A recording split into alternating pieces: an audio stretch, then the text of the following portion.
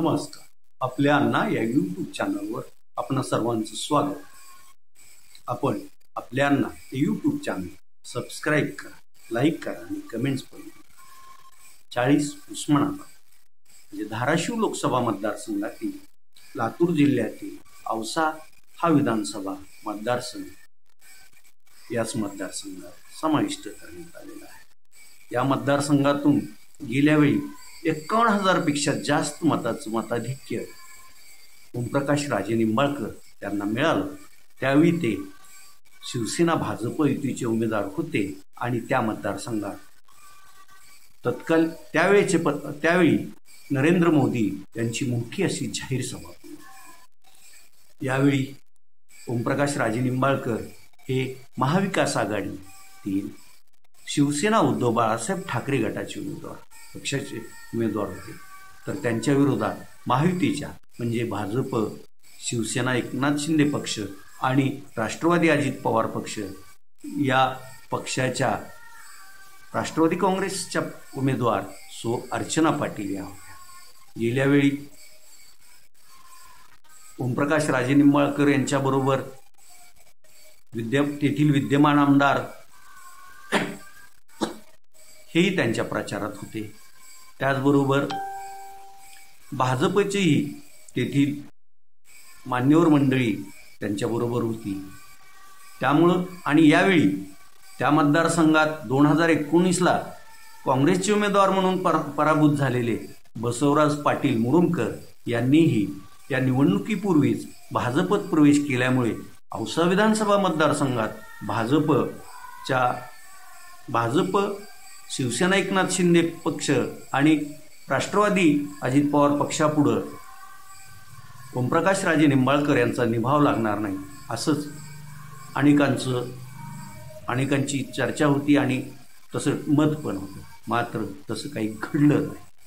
कारण यावेळी ओमप्रकाश राजे निंबाळकर यांचा स्वतःचा संपर्क, त्यांचे पक्षप्रमुख उद्धव बाळासाहेब ठाकरे यांच्याबद्दल असलेली मतदारातील सहानुभूती आणि लातूर जिल्ह्यातील मातब्बर असं कैलासवासी विलासराव देशमुख यांचं पूर्ण कुटुंबीय त्यांच्या पाठीशी असल्यामुळं त्यांनी याही वेळी इथून 31,000च्या वर मताचं मताधिक्य घेतलं आणि परत एकदा ते खासदारकीला निवडून आले.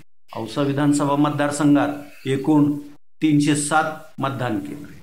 त्या 307 मतदान केंद्रापैकी 233 मतदान केंद्रांवर ओमप्रकाश राजे निंबाळकर यांना आघाडी मिळाली. तर महायुतीच्या उमेदवार अर्चना पाटील यांना जवळपास 72 मतदान केंद्रावर आघाडी मिळाली आणि 2 मतदान केंद्रावर दोन्ही उमेदवारांना समसमान अशी मतं पडली.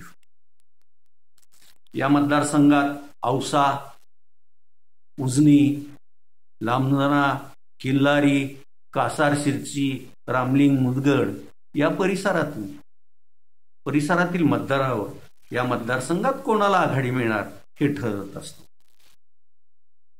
कासार शिरची आणि रामलिंग मुदगड या परिसरातील हा परिसर तसा निलंगा तालुक्यातील, पण 2009च्या मतदारसंघ पुनर्रचनेत हा भाग औसा विधानसभा मतदारसंघाला जोडलेला आहे आणि त्यामुळं या औसा विधानसभा मतदारसंघात निलंगा आणि औसा तालुक्यातील एकमेकांचे हाडवैरी एकमेकांवर कसा राग काढतात हे इथं मतदानाच्या वेळेस दिसून येत असतं. तर औसा शहर हे या मतदारसंघातील सर्वाधिक मोठं शहर. इथं नगर परिषद आहे. या शहरानं ओमराजे यांना 13,077 एवढी मतं दिली. तर अर्चना पाटील यांना 6,180 मतं पडली आणि या शहरानं ओमराजे निंबाळकर यांना 6,896 मताचं मताधिक्य दिलं. त्यानंतर उजनी गावात 5 मतदान केंद्र. या 5ही मतदान केंद्रांनी ओमराजेंनाच आघाडी दिली होती. उजनी येथून ओमप्रकाश राजे निंबाळकर यांना 2,418 एवढी मतं मिळाली. तर अर्चना पाटील यांना अवघ्या 765 मतावर समाधान मानावं लागलं आणि या गावानं ओमप्रकाश राजे निंबाळकर यांना 1653 मतांचं मताधिक्य दिलं. त्यानंतर लांबजना येथेही 5च मतदान केंद्र. या 5ही मतदान केंद्रावर ओमप्रकाश राजे निंबाळकर यांनाच आघाडी मिळाली. इथून ओमप्रकाश राजे निंबाळकर यांना 2879 तर सो अर्चना पाटील यांना 921 मतं मिळाली आणि या गावानं ओमप्रकाश राजे निंबाळकर यांना 958 मताचं मताधिक्य दिलं. किल्लारी येथे ओमप्रकाश राजे निंबाळकर यांना 2857 मतं मिळाली तर सो अर्चना पाटील यांना 1644 मतं मिळाली आणि या गावानंही ओमप्रकाश राजे यांना 1213 मतांचं मताधिक्य दिलं.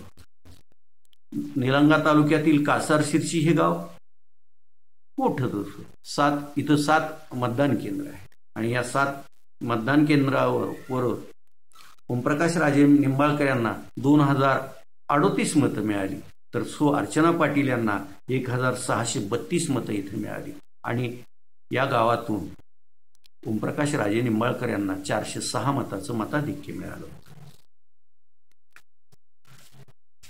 एकूण याच्यात निलंगा परिसरात थोडं ओमप्रकाश राजे निंबाळकर यांना मताधिक्य कमी मिळालं. मात्र औसा तालुक्यातील जी गावं या मतदारसंघात आहेत तिथं त्यांना त्यांच्या अपेक्षेप्रमाणे मतदान झालं आणि त्यामुळेच ते या मतदारसंघातून याही वेळी 31,000च्या आसपास मताधिक्य त्यांनी घेतलं. या निवडणुकीत ओमप्रकाश राजे निंबाळकर यांच्या प्रचारात अमित देशमुख, धीरज देशमुख, माजी मंत्री दिलीप देशमुख, माजी आमदार दिनकर माने, श्रीशैल उडगे, संतोष सूर्यवंशी अशी अनेक मंडळी कार्यरत होती आणि त्या सर्वांच्या ह्याच्यातूनच त्यांना इथून मताधिक्य मिळालं.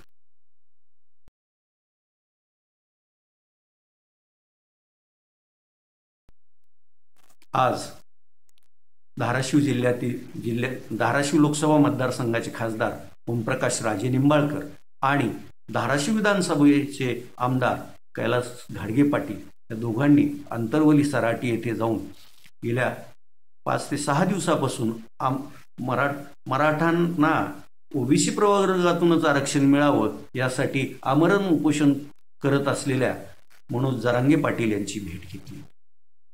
ते इथे जवळपास त्यांनी बराच काळ मनोज जरांगे पाटील यांच्याशी चर्चा केली आणि त्यांना आम्ही सभागृहात हा प्रश्न पूर्वीही लावला होता, आताही लावून धरू आणि प्रसंगी यासाठी सभागृहात आंदोलन करू असाही शब्द दिल्याचं वृत्त आहे.